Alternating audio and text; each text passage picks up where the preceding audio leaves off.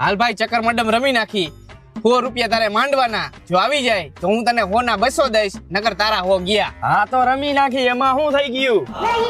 આ 100 રૂપિયા મારા. હા તો માગી લે હાલ. ચક્કર કે મેડમ? ચક્કર.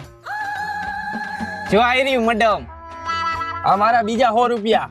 આ ખલે મારું ચક્કર. ઓકે. જો શેને મેડમ? ઉડાડ પાછું, હજી એકવાર ચક્કર. ઓકે કરો